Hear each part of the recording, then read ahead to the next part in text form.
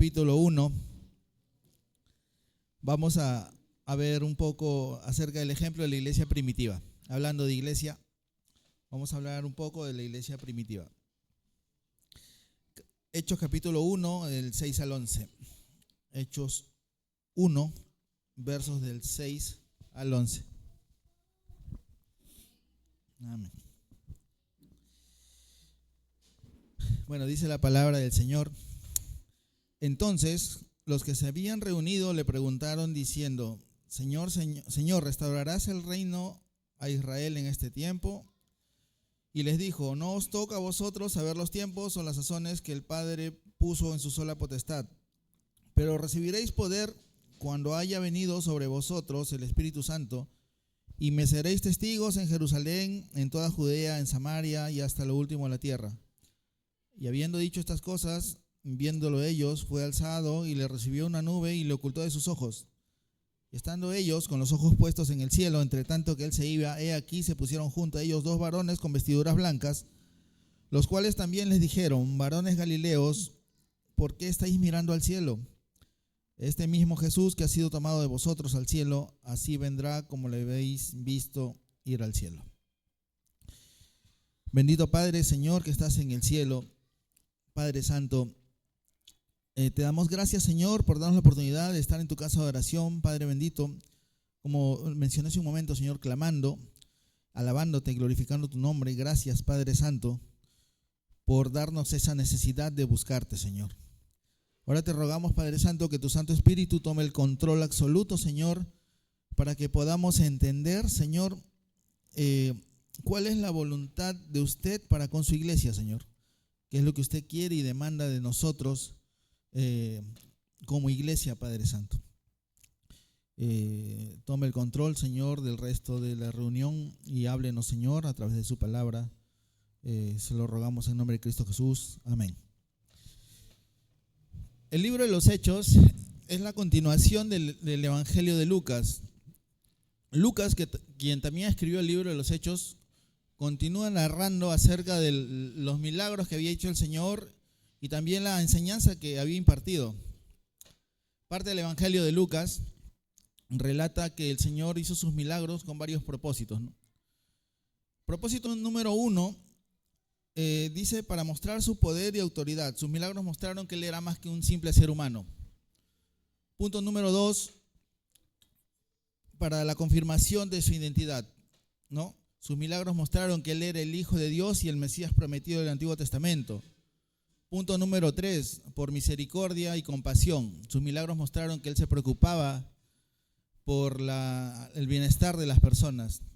Punto número 4, por la fe en Él mismo. Sus milagros afianzaron la confianza de las personas en Él y mostraron que Él era digno de confianza.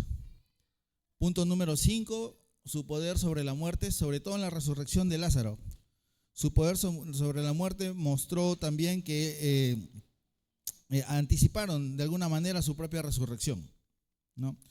Estas son algunas de sus manifestaciones de poder del Señor. Pero ¿por qué menciono esto? Porque en el libro de Lucas, en el capítulo 1, en el verso 1, comienza diciendo de la siguiente manera: en el primer tratado, oh Teófilo, hablé acerca de todas estas cosas que Jesús comenzó a hacer y enseñar. Es lo primero que menciona Lucas, el escritor del libro de los Hechos, ¿no? Las cosas que el Señor había hecho y el poder que había impartido por medio de milagros, sí, y poder también por medio de la palabra. Recordemos que cuando el Señor Jesucristo disertaba la palabra, los israelitas se maravillaban porque les enseñaba como quien tenía autoridad, no como los escribas o los maestros de la ley. En el capítulo 1 de Lucas, como mencioné hace un momento, es la parte final. Habla acerca de la ascensión de Jesucristo y también de la promesa que el Señor les da a los galileos, ¿no? al pueblo de Dios, ¿no?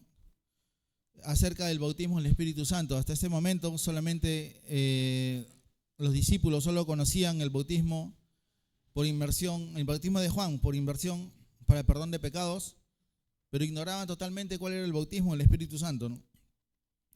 Y vemos que a pesar de que el Señor le está dando una información valiosa e importante, los discípulos no se cuestionan de qué se trata dicho poder, sino le preguntan, ¿no? Señor, en el verso 6 le dice, ¿no? Señor, ¿restaurarás el reino de Israel en este tiempo? Ellos no comprendían de que el Señor no les estaba hablando de solamente un reino terrenal, era un reino celestial, era algo más grande, ¿no? O sea, no se limitaba solamente a Israel, sino a gente de todas las naciones. Sin embargo, el Señor les dice, ¿no?, que no está en su potestad saber, le dice que no les toca saber lo que está en la potestad del Padre, ¿no? Y nuevamente les habla del bautismo del Espíritu Santo, pero esta vez le da más luz, ¿no? Le dice que recibirán poder cuando reciban el Espíritu Santo, y me seréis testigos en Jerusalén, Judea, Samaria y hasta lo último de la tierra. Ya Jesucristo les confirma que el reino no se limitaba solamente al pueblo de Israel, sino a gente de todas las naciones, ¿no? Hasta lo último de la tierra menciona. ¿Y cuándo sucedió esto? Recordemos que cuando en el día de Pentecostés la iglesia fue llena del Espíritu Santo. Por eso vamos al libro de los Hechos, capítulo 2, versículo del 1 al 4. Yo lo tengo, lo voy a leer. Dice, cuando llegó el día de Pentecostés estaban todos unánimes y juntos, y de repente vino del cielo un estruendo como de un viento recio que soplaba, el cual llenó toda la casa donde estaban sentados.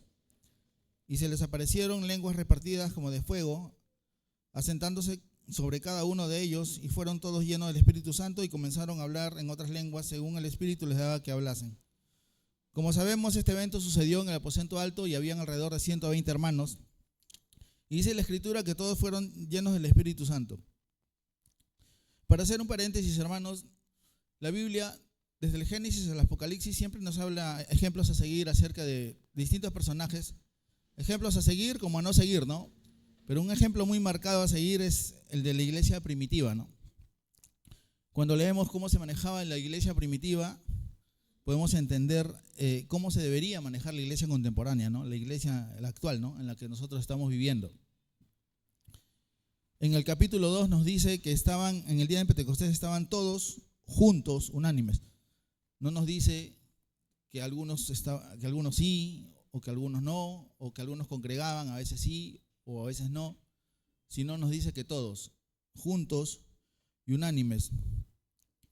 Es interesante examinar la palabra unánime, porque la palabra unánime significa en un mismo sentir, en una misma voluntad, en un mismo parecer. Ese era el sentir que tenía la iglesia, ¿no? Tenían una misma, por decirlo de alguna manera, remaban en una misma dirección, tenían los mismos intereses como iglesia. Por eso, cuando leemos el Salmo 133, nos lleva a entender cuál es el resultado de estar unidos como iglesia, ¿no?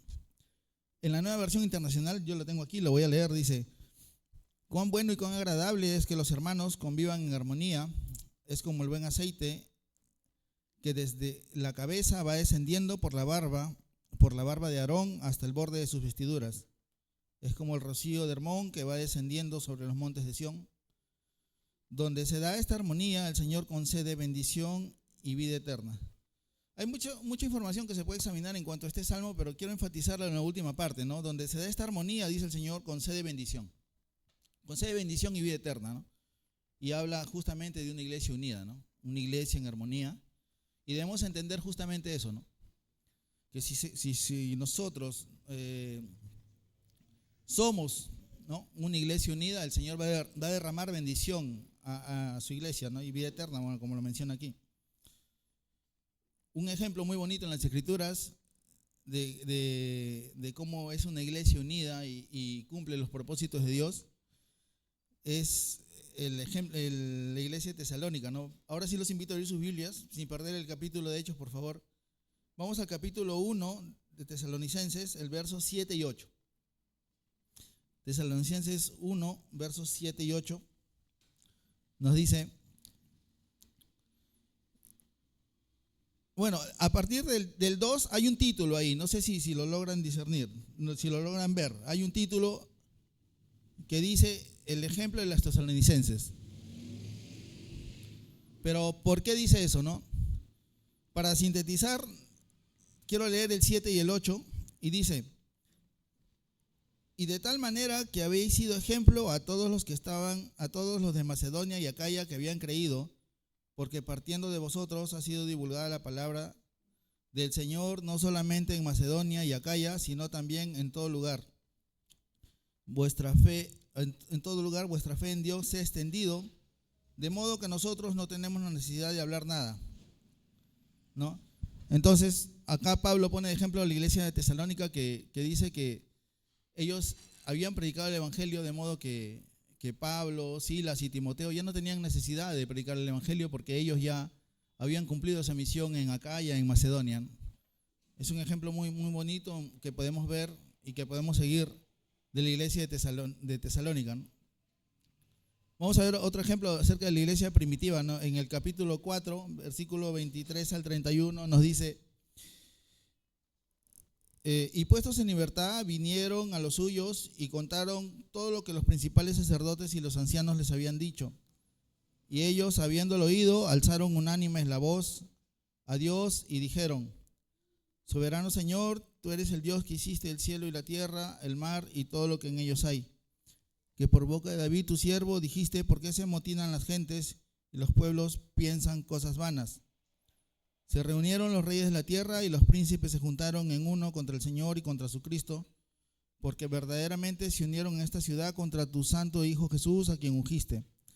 Herodes y Poncio Pilato con los gentiles y el pueblo de Israel, para hacer cuanto tu mano y tu consejo habían antes determinado que sucediera. Y ahora, Señor, mira sus amenazas y concede a tus siervos que con todo de nuevo hablen tu palabra, y mientras extiendes tu mano para que se hagan sanidades y señales y prodigios mediante el nombre de tu santo Hijo Jesús. Cuando hubieron orado, el lugar en el que estaban congregados tembló y todos fueron llenos del Espíritu Santo y hablaban con denuedo la palabra de Dios.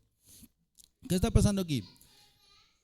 Pedro había hecho un milagro y había restaurado la condición de un cojo de nacimiento, y dice que los saduceos y los sacerdotes, celosos de que se predicara el evangelio en nombre de Cristo, dice que los arrestaron, los llevaron a la cárcel y después los interrogaron, ¿no? ¿En nombre de quién hace esto? ¿Con qué potestad hacen esto?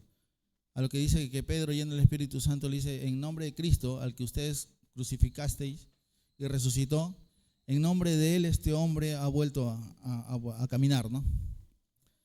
Dice la Escritura que como no encontraron nada de qué acusarlos, dice que los dejaron ir, pero los amenazaron diciendo que no volvieran a proclamar, ¿no? el nombre de Jesucristo, ¿no? A lo que Pedro y Juan le responden ese verso tan conocido para todos nosotros, ¿no? Debemos obedecer a Dios antes que a los hombres, ¿no?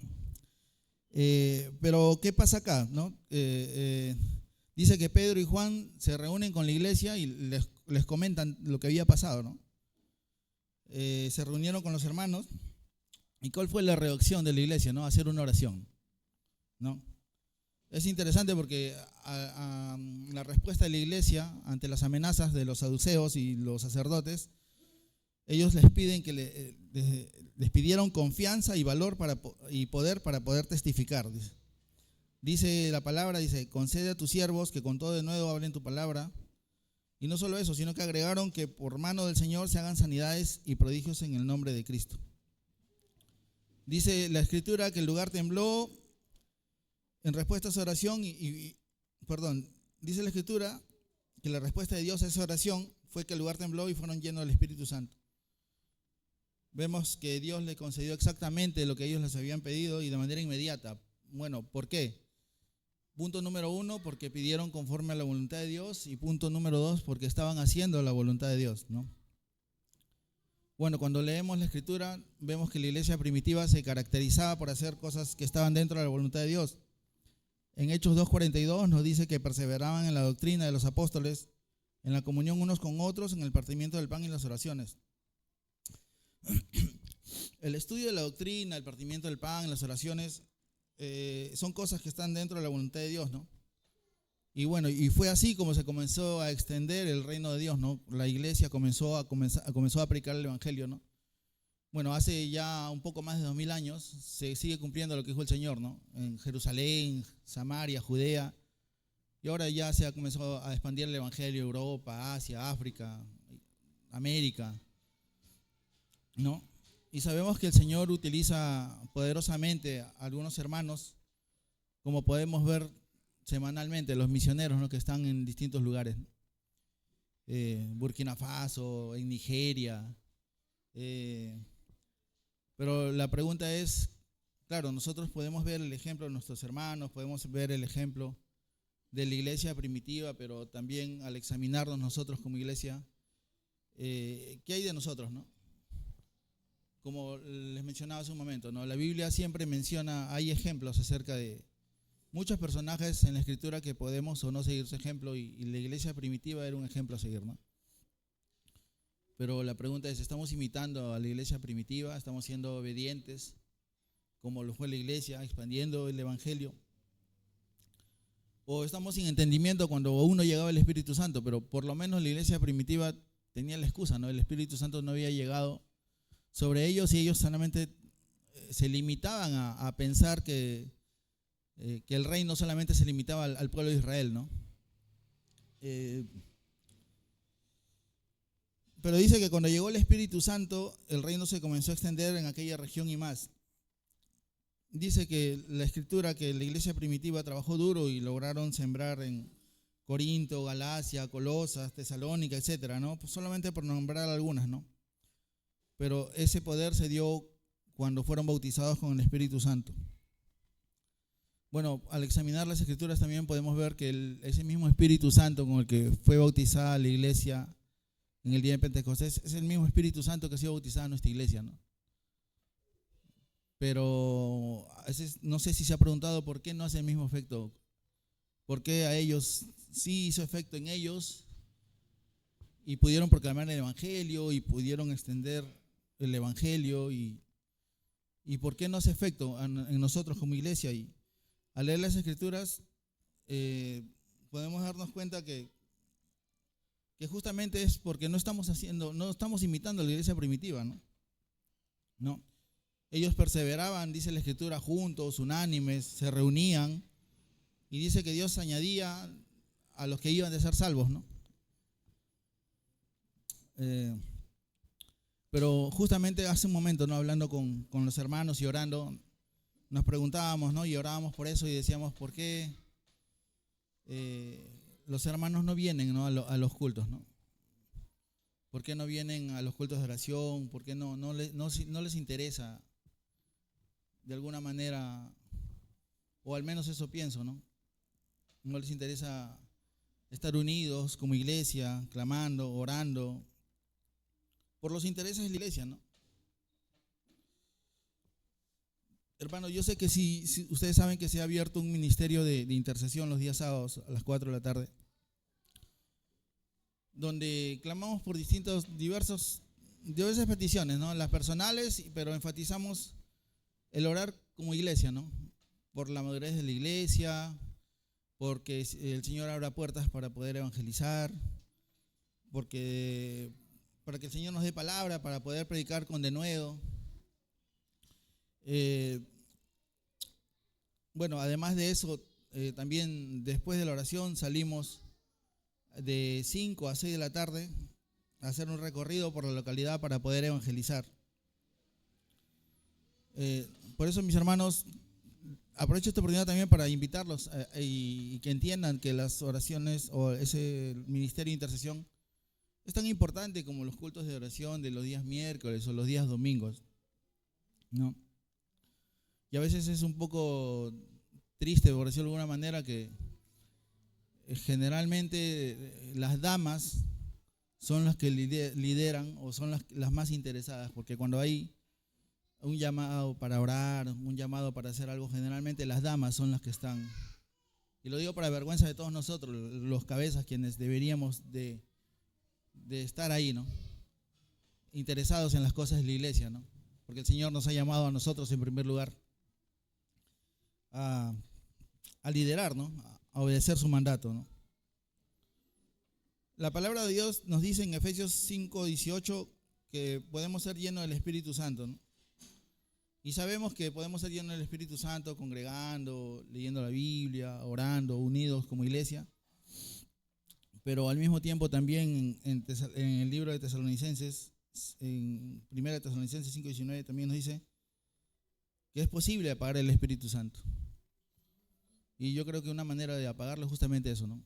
No reuniéndonos, no congregando, dejando de lado lo que es importante para Dios, ¿no? Bueno, la Escritura también nos dice que más adelante Pedro en una ocasión durante un evangelismo testificó con poder y se convirtieron 3.000 varones. Por eso, como les decía hace un momento, ¿no? Para que seamos una iglesia que testifique con poder, debemos meditar en cuál era la fórmula que utilizaba la iglesia primitiva, ¿no? Qué es lo que ellos hacían y poder imitarlos y hacer lo mismo, ¿no? En el Nuevo Testamento vemos también que Pablo plantó muchas iglesias, ¿no? Y trabajó duro, ¿no? Y ya sabemos ya que las cartas de Pablo siempre menciona a las iglesias, ¿no? Éfeso, Gálatas, Tesalónica. Pero Pablo no se adjudica el mérito él solo, sino detrás de él siempre habla de un Timoteo, de un Tito, de un Sóstenes, de un Aquila, de un Priscila. Siempre él se sentía respaldado por una iglesia, ¿no? Para que el evangelio pueda correr. No era solo el que él hacía el trabajo, ¿no?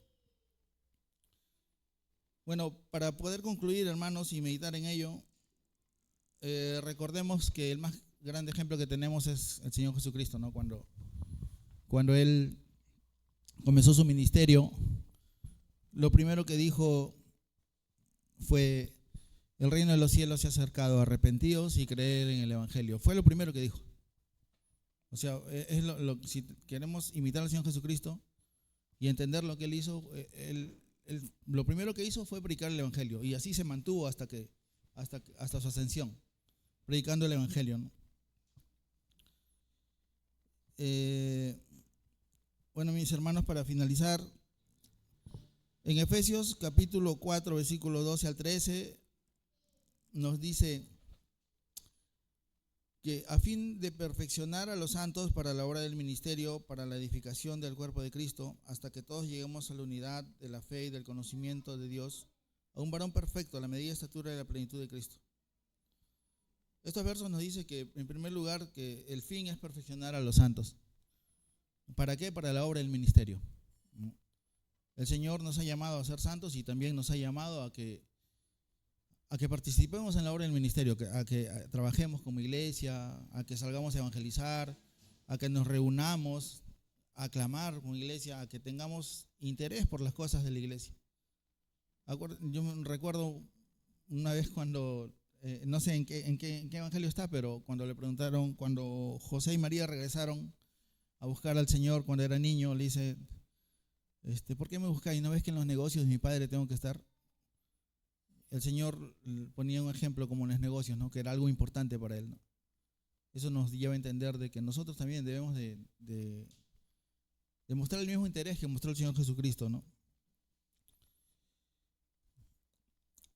Hay un verso que cuando estaba leyendo, hice esta reflexión, me vino a la mente. Y si usted tiene algún tiempo de creyente, seguramente ya lo conoce de memoria, ¿no? Ese es: con Cristo estoy juntamente crucificado y ya no vivo yo, mas Cristo vive en mí. Y la verdad me preguntaba, ¿no? El verso es más largo, pero me paré ahí a meditar y decía: si de verdad con Cristo estoy juntamente crucificado y ya no vivo yo, mas Cristo vive en mí, hasta ahí nomás meditando, si Cristo vive en mí, me interesa lo que le interesa a Cristo. Me interesa me interesa su iglesia, me interesa proclamar el evangelio, me interesan las cosas que a Cristo le interesan. Porque si yo digo, con Cristo estoy juntamente crucificado, ya no vivo yo, mas Cristo vive en mí, y no hago lo que como Cristo vivió, o lo que a Cristo le interesa, entonces Cristo no vive en mí. No puedo decir que Cristo vive en mí si no hago lo que dice su palabra. Porque también recuerdo que Él dice: si sois mis amigos y si de verdad me amas, obedecerán mis mandamientos. Y hermanos, ser cristiano es mucho más que dejar de pecar. Hay muchas cosas más que podemos hacer. Y el Señor Jesucristo nos exhorta a obedecer sus mandatos. Bueno, mis hermanos, esta pequeña reflexión quería compartirles y oremos, hermanos. Señor, muchas gracias, Padre Santo, por tu palabra, Señor. Te rogamos, Padre, de que obres en tu amada iglesia, Señor, para que podamos ser imitadores de nuestro Señor Jesucristo, y también para que podamos imitar, Padre Santo, la diligencia de la iglesia primitiva, Padre, cómo trabajaron duro y proclamaron el evangelio, y el evangelio se fue extendiendo, Padre. Te damos gracias, amado Dios, y te rogamos, Señor, de que obres conforme a tu voluntad, Padre. En nombre de Cristo Jesús, amén. Le damos pase al pastor. El hermano Wilmer va a orar por las ofrendas.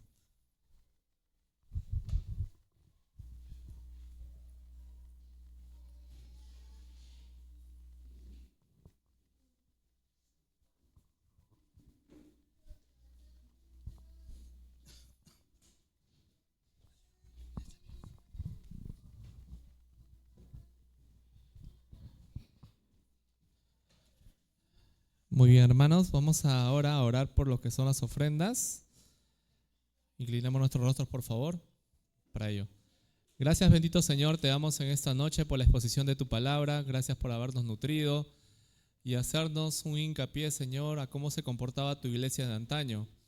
Unida, en un solo sentir, enfocados en hacer tu obra, en hacer tu voluntad. Y eso es justamente lo que nosotros queremos hacer en estos tiempos, Señor, de manera contemporánea, no dejando de lado las enseñanzas que tú pones en tu palabra, Señor. Ayúdanos a tener ese mismo sentir que sí tú has puesto, Señor, en cada uno de nosotros. Asimismo, Señor Padre Santo, te pido en esta noche que bendigas las ofrendas de mis hermanos, bendice su buena voluntad, su buena disposición en su corazón, pon en ellos, Padre bendito, esa bondad de querer dar para ti, sin mezquindad, sin a regañadientes, Señor, sino de corazón, así como lo hizo aquella viuda, Padre Santo, aquella viuda que Jesús vio, Señor, y dio todo lo que tenía.